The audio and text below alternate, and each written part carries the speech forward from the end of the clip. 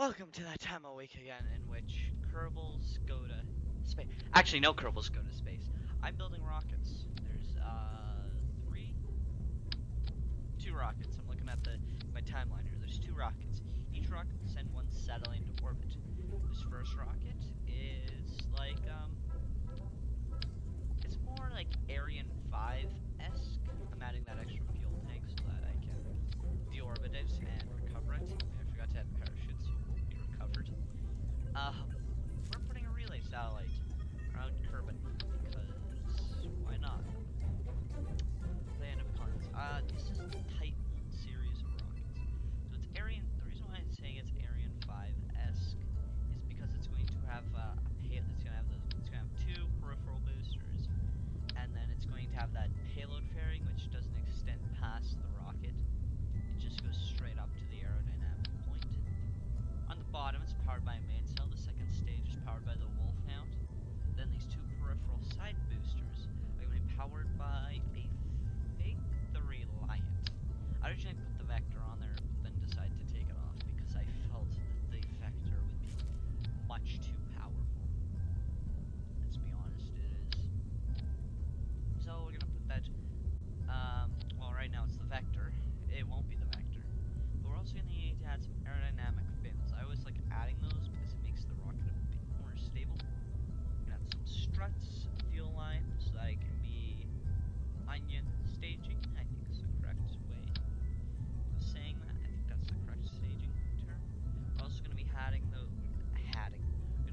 those aerodynamic nose cones that kind of point towards the rocket. I don't know.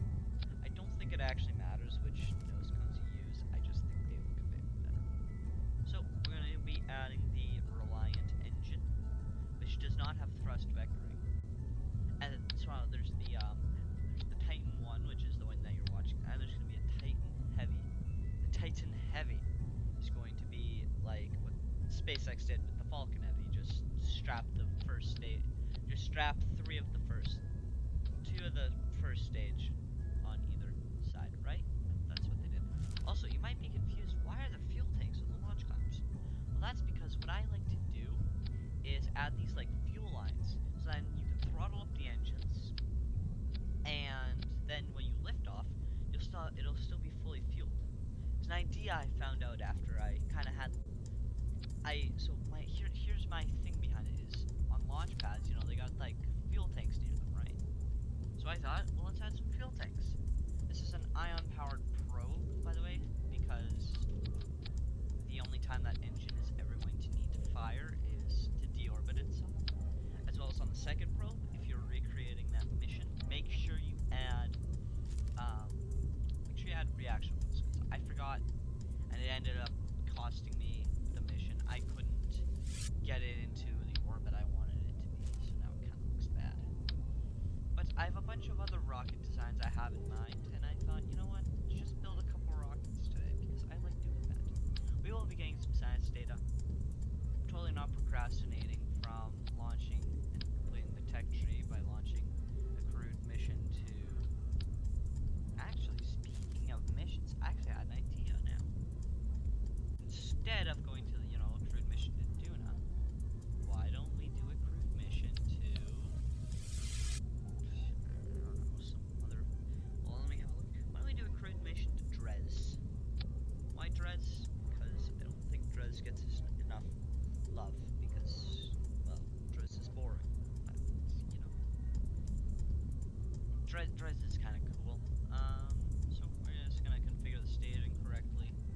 That payload on top, it only has one stage, which is to activate that ion engine. That ion engine is specifically designed to deorbit itself, because I thought, you know what, I might as well add a bit of realism. Also, I had Kerbal constructs on. I forgot to turn that off. It's whatever. Also, you might notice that, just give it a moment. There we go. Kerbal Engineer Redux wasn't working, so I kind of just paused the recording and put on Kerbal Engineer, and it seemed to work out. So we're gonna launch the rocket. This rocket is actually very easy to control. So if you're ever having troubles with like launching rockets, try launching this rocket. It's super simple, and it's very easy to control. And I think it actually has enough delta V to Yeah, to Duna. Not to the surface of Duna, to low Duna orbit or to Ike. And anywhere that requires less delta V. Because this rocket is pretty over-engineered, I'm gonna be honest. That second stage, is much more powerful. Has much more fuel than it needs for a specific probe, but I thought I want to build a general purpose rocket. Also, I'm gonna be adding parachutes afterward because, well, I want to be able to recover it, you know? So we're gonna extend those solar panels, decouple it, point retrograde, which it can actually do on its own. The reaction wheels are powerful enough. Also, this, oh, and now we're deorbiting it. I wanted to recover it, and then I realized I didn't have parachute, so I was going to try to do engine burning. But that Wolfhound engine is vacuum optimized, so I kind of just tried to do as much slowing down the upper atmosphere as I could. Eventually I ran out of fuel at, I think, 50 meters per second, which was depressing. As you can see there, that's on full throttle. That is not they just don't, those vacuum optimized engines just don't work in atmosphere. But the Wolfhound engine is a good engine. Let's get something clear. Wolfhound engine is a great engine. I would definitely recommend using it for kind of low curve rockets. And yeah, we're just gonna head to the space stage, space center, not space station, space center. Recover that little piece of debris because why not? And I'm gonna quickly do an edit. You might notice I have a couple of crafts on Steam downloaded. I kind of just like playing around with those crafts and forgot to unsubscribe to them. And right now we're just gonna add some parachutes. We're adding, I think I added 8 main chutes and 4 drogue chutes. Yeah, 8 main chutes, 4 drogue chutes. That'll hopefully help recovery. The missions are in ×4 speed, the builds are in ×2 speed, so this video is a bit longer since, you know, there's missions and rockets building. Made sense? Yeah, made sense. Speaking of which, actually, I want to tell you about the moon of Titan, which is it's super cool, alright? So Lathe is a bit unrealistic in this game because of how hot it is and how thin the atmosphere is. Titan, Lathe is an analog for Titan because Titan has a breathable atmosphere, it's got magnetic fields, and it has water, liquid water.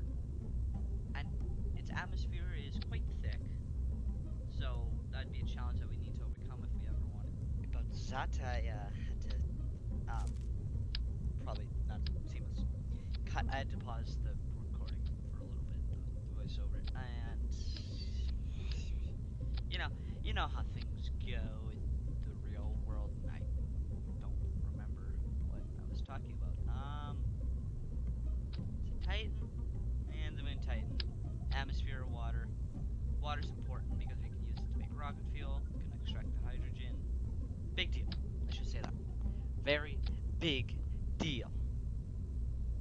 However, Titan also has that atmosphere. I don't know if I've talked about this. If I have, I apologize, but I'll try to make it interesting. The atmosphere is mostly made of, it's 18% oxygen. The Earth's is 22% oxygen, 40% nitrogen, which once again Earth has. Well, let's just quickly Google this so I can make sure I am correct. What is Titan atmosphere? Titan's atmosphere is mostly nitrogen, about 95%, methane 5%, with small amounts of carbon-rich compounds high in Titan's atmosphere. Methane, nitrogen molecules split. Okay, so the information I originally got was wrong. Good going. What's their Discord name? Atomic Moosh. Going. Let's have a look here. So, atmosphere. Our solar system being home to over 150 moons. Titan is unique, being the only moon with a thick atmosphere. So, Titan's atmospheric pressure is about 60% greater than Earth. It'd be the same pressure as about swimming about 50 feet, 15 meters below the surface of our ocean on Earth. Titan is less massive than Earth. The gravity does not hold on to its gas envelopes as tightly, so the atmosphere extends to an altitude approximately 10 times higher than Earth's. 60, not 60, 600 kilometers into space. That's about 370 miles for you freedom-loving Americans. The atmosphere made of nitrogen, I already talked about that, and potential life. The Cassian spacecraft, numerous gravity measurements of Titan revealed the moon is hiding an underground ocean of liquid water, most likely mixed with salt and ammonia. The ESA, high, high, space probe. It measured radio signals during its descent to the surface in 2005, which strongly suggests a presence in the ocean 35 to 50 miles underneath icy ground. That is the true information of Titan, in which now we are constructing a space probe. As you can see, I took the fucking heavy approach to this rocket. That probe is going to end up changing because this rocket was pretty hard to control. I don't know why. It just was. So I end up changing it. Also, I like that ESA kind of brick thing from the Ariane 5. That's from 1.10, I believe. I don't know, I just think it looks cool. Fixed staging, and you're going to notice there's going to be a cutback. And we're going to get rid of those relay dishes and get rid of, instead just put a normal, the dish, the deployable dish communitron, not the high gain antenna. It's the dish that kind of deploys that you normally use on like your crafts that are going to Duna. Circular dish, kind of looks like a satellite dish. The Titan 1 Heavy. I have to take my probe out, otherwise it would have saved the probe as well, and I don't want that. As well as, if you're making that probe, make sure you add reaction wheels. Max probe shoots to the side there, so we can do lots of things. It's gonna be fun. This payload fairing's way too big, but otherwise it would have looked stupid. And there's our cutback. Because, well, the rocket didn't fly well. And I thought, you know what, it's probably have something to do with these relay satellites. So kind of ditched them. I'm going to be playing around for this a bit, so let's get back to the moon of Titan. Potential for life. Titan's rivers, lakes, seas of liquid methane and ethane might serve as a habitable environment on the moon's surface, though any life would be much different to Earth. Thus, Titan could potentially harbor environmental conditions suitable for life, meaning both life as we know it in the subsurface ocean, and the life as we don't know it, the hydrocarbonate liquids on the surface. Though there is so far no evidence of life on Titan, its complex chemistry and unique environment are certain to make it a destination for continued exploration. And I think that's just amazing. There's so much cool stuff we can do. Also, fun fact, farthest planet away from the Earth is Saturn. Yes, Google it. You don't believe me.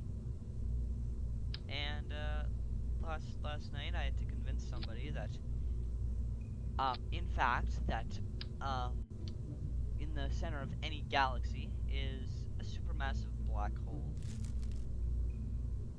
You might be thinking, wait, a supermassive black hole? That doesn't sound too scientific. No, that's the scientific term for a big fucking black hole. Let's just go with that. Yeah, no, it's the scientific term for it. And then we're gonna be launching this rocket up into space, high above Kerbin, because why not? Yeah, I didn't put reaction wheels, so the spacecraft can't actually maneuver itself to get the correct orbit. But there's a telescope on there, so you can either telescope it. How do you say that? Telescopic. I think that's correct. Telescopic. As well as I have a couple other ideas for some rockets. Maybe like a space shuttle-esque rocket. With these rockets, I meant to like create general purpose rockets to get satellites into Kerbin and maybe to some other planets. This rocket can carry a lot of fucking payload. I mean, I'm putting this thing in a quite high orbit, so we try to burn off enough fuel so that I don't have to worry about space debris. What other things? Oh, let's talk about the Artemis program. And what a train wreck that is. The SLS program is way over budget. Artemis is just terrible.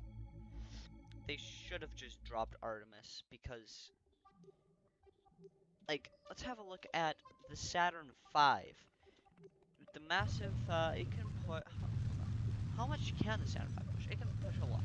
The mighty F1 engine, which is the only engine in history, I believe, that is a perfect track record. And I'm just creating a maneuver node, and we're pretty much done. At this point, I can start to do my outro. We don't actually end up buying anything for science because there's nothing that I needed. Everything that I need, I have to do any sort of mission. But we're gonna deorbit this. I don't know, maybe you might find this interesting. So we're gonna start deorbiting it. It does not need to do any aero braking passes, but I made sure to save some fuel in that. So we could do so people wonder why the Falcon Heavy booster doesn't actually um like it doesn't burn up in re-entry. Because what it does is that one engine that fires basically acts as a heat shield. And then there's that weird bug. I didn't know what that was, and I decided to turn on temperature gauges because you guys might think that I'm cheating, and I don't want people to think I'm cheating. Does this go over the ocean? I do remember the entire thing does surround. That's cool. It's not over the ocean. It's gonna be landing on land. It's got a ton of drone shoots and a ton of main shoots. I wasn't worried about it. Oh, never mind. I guess the Kraken decided to attack and feel like we're just gonna delete that space debris. I'm not entirely sure what it is, but that thing what caused it was a Kraken attack. Since I'm not playing in career mode in which recovery is important, I kind of just left it. In fact, actually, once I'm done Ren Aerospace and completed the tech tree, I was originally thinking I could do missions, which I still will if I want to do some stock missions, but I'm actually going to be doing another series in Kerbal Space Program, which I'm going to call, what should I call it? I gotta think here, because what it is there's a bunch of mods I want to add. Oh, looks like we're actually done though. Bunch of mods I want to add, let's just say that. But I think that's going to be it for today's episode, unfortunately. If you enjoyed, make sure you subscribe. Please. I need this. And I will see you later. And good. Wait. I'm building another rocket. I'm building another rocket. Am I gonna retake that? No. No. I just pretend that's my outro. I wonder how many people are still on this video. Apparently I'm building another rocket. It's just gonna be just smaller. Just gonna keep talking about the mods. I want to add unkerbalized start, which basically is more accurate to real life. I'm using that vector engine on the bottom. Why the vector engine? Don't ask me.